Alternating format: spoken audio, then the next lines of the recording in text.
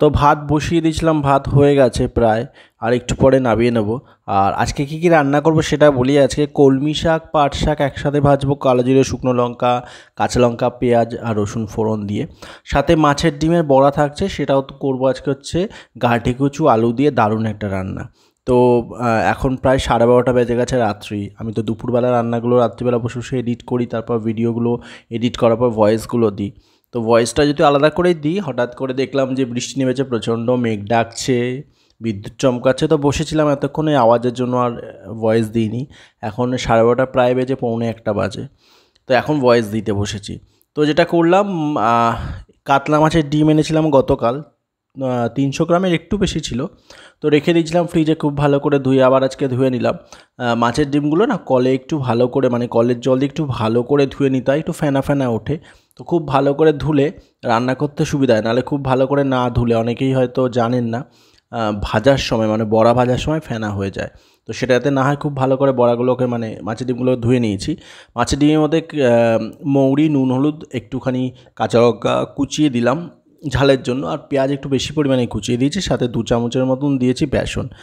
খুব ভালো করে একটু শক্ত করেই মাখলাম, মানে খুব একটা নরম করে মাখিনি, একটু শক্ত শক্ত মাখলাম। মেখে বড়াগুলো ভেজে নিচ্ছি তেলের মধ্যে দিয়ে, 1 চামচ করে দিচ্ছি।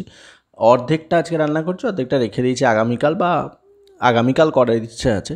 তো যাই হোক, 300 গ্রামের মতো ডিম ছিল, 150 গ্রাম আজকে করছি, বাকিটা রেখে দিলাম।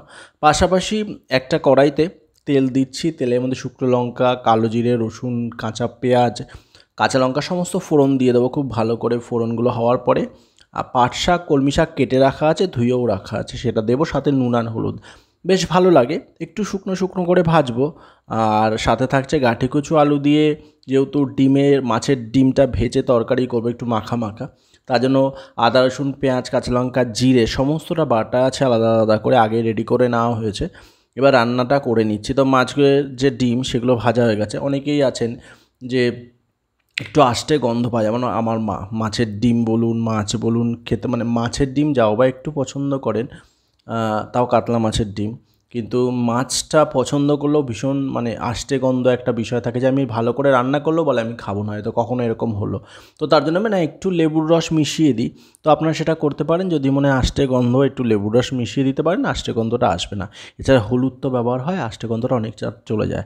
কিন্তু মাছের ডিম রান্না করার আগে আপনাদের যেটা খেয়াল রাখতে হবে, সেটা হচ্ছে অতি অবশ্যই খুব ভালো করে জল দিয়ে ধুয়ে নেবেন, ফেনা ভাবটা কাটিয়ে নেবেন। তারপরে আমি যেভাবে করলাম, বেসন দিয়ে বা একটু চালের গুঁড়ো দিতে পারেন, একটু সুজি দিতে পারেন। আমরা তো বেসন দিয়ে খেয়ে অভ্যস্ত, তো বেসনটাই অ্যাড করেছি আজকে এখানে। সেটা দিয়ে আর যা যা উপকরণ আছে দেবেন, সাথে একটু মৌরি দেবেন, বেশ ভালো লাগে। একটু দূরে থেকে ক্যামেরা করলাম যে আমার রান্নাঘরে কীভাবে রান্না করি আমি, একটু দূর থেকে ক্যামেরা করলাম, তারপর ক্লোজ ভিডিওগুলো নিচ্ছি। যেহেতু আমি কী করি, নিজে হাতে ভিডিওগুলো করি রান্না করতে করতে, তো একটা শুকনো গামছা আমি রেখে দিই, বা একটা কাপড় পুরনো ছেঁড়া, বা ধরুন ছেঁড়া কাপড় বলতে ধরুন ওই রুমাল, ডাস্টার যেগুলো হয় না, ওই ধরনের কিছু একটা রেখে দিই। কারণ বারবার করে হাত ধুতে হয়, মুছতে হয়, কারণ মোবাইলটা যেহেতু ওই হাতে ইউজ করি। তো তো খুব ভালো করে শাকটা এখানে ভাজা হয়ে গেছে, শুকনো শুকনো ভেজেছি, ভেজে নামিয়ে নিলাম বাটির মধ্যে। আর পাশাপাশি মাছের ডিমের জন্য মাছের ডিমগুলো তো ভেজে নিয়েছিলাম। তো আজকের যে দুটো রেসিপি শেয়ার করছি, মানে মাছের ডিমের বড়া করে, গাঁটি কচু আলু দিয়ে একটা বেশ ঝাল ঝাল একটা তরকারি, সাথে শাক ভাজা। তো তেলের মধ্যে আমি বড়া ভেজেছিলাম, তার মধ্যে গাঁটি কচু আলু নুন আর হলুদ মাখিয়ে রেখেছিলাম, সেটা একটু লাল লাল করে ভেজে নেবো, তাহলে কী হবে, খেতে বেশ ভালো লাগবে। অনেকে আছি আমরা ওটা সেদ্ধ করেও নিতে পারি, তারপর ভাজতে পারি। আমি সেটা না করে আমি একটু ভেজে নিলাম, খুব ভালো করে লাল লাল করে ভেজেছি দেখুন। এইভাবে করে খেয়ে দেখবেন, বেশ ভালো লাগে। আর গাঁটি কচুর তরকারি তো এমনিও ভালো লাগে। অনেক দিন পর বাজারে যখন, মানে বাজারে তো প্রায় যাই, অনেক দিন পর পেলাম। মা প্রায় বলে ওল বা গাঁঠি এগুলো পছন্দ করি তো আমরা খুব, বলে পেলে নিয়ে আসবি। তো আজকে যেহেতু পেলাম, আজকে 60 টাকা করে কেজি নিল, তো আমি 250 মতো নিয়ে এসেছিলাম। তার থেকে কিছুটা নিলাম, 3-4টের মতো নিয়ে, আর সাথে একটা বড় সাইজের আলু দিয়ে রান্নাটা করছি।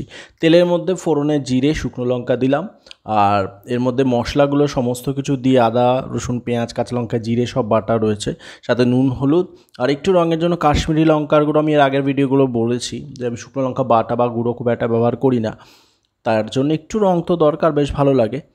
তো কাশ্মীরি রেড চিলি পাউডারটা অ্যাড করলাম, একটা ছোট্ট টমেটো ছিল সেটাকেও হাফ করে স্লাইস করে কেটে নিলাম, সেটা দিয়ে দিলাম, দিয়ে খুব ভালো করে মশলা কষিয়ে একটু জল দিয়েছিলাম। তারপর ভেজে রাখা আলু আর ওই কচুগুলো দিয়ে, যেগুলো ভেজে রেখেছিলাম সেগুলো দিয়ে খুব ভালো করে কষিয়ে নিলাম, একটু বেশ ভালো একটা গন্ধ আসছিল। তারপর জল দিলাম, তো যেহেতু মাখা মাখা হবে আর ভেজে নেওয়ার সময় বেশ ভালো সেদ্ধ হয়েছে, আর মানে জলটা একটু কমই দিলাম। কড়াইটা খুব ছোট্ট কড়াই, আমার ভীষণ পছন্দের, যখন অল্প পরিমাণে রান্না করি তখন আমি এই কড়াইটা ব্যবহার করি। তো আজকে রান্নার পরিমাণটা কম, এই কড়াইটা ব্যবহার করলাম, আর একটু নুন অ্যাড করে দিলাম।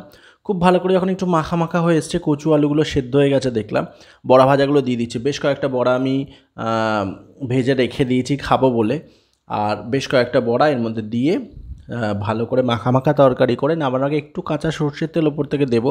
আপনার চাইলে একটু ধনেপাতা কুচিয়ে একটু গরম মশলা অ্যাড করতে পারেন, বেশ ভালো লাগবে খেতে। কারণ এক একজনের রান্নার পদ্ধতি এক এক রকম, এক একজন আমরা এক এক রকমভাবে খেতে পছন্দ করি।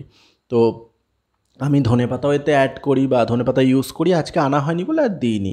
তো যাই হোক, এটা হয়ে গেছে, নামার আগে কাঁচা সর্ষের তেল দিলাম ওপর থেকে, দারুণ একটা গন্ধ আসবে, স্বাদটাও বেশ ভালো আসবে, বাটিতে নামিয়ে দিলাম। তো আজকে দুপুরবেলা কী করেছিলাম সেটাই শেয়ার করলাম। গাঁটে কচু আলু দিয়ে মাছের ডিমের বড়া ভেজে, বেশ দারুণ একটা রেসিপির সাথে কলমি শাক আর পাট শাক ভাজা। তো বন্ধুরা, কেমন লাগলো জানতে বলবেন না। ভালো থাকবেন, সুস্থ থাকবেন, সাবধানে থাকবেন। খুব তাড়াতাড়ি দেখা হচ্ছে আপনাদের সঙ্গে আমার রান্নাঘরে আমার রান্নার ভিডিও নিয়ে। আজ এটুকুই, টাটা।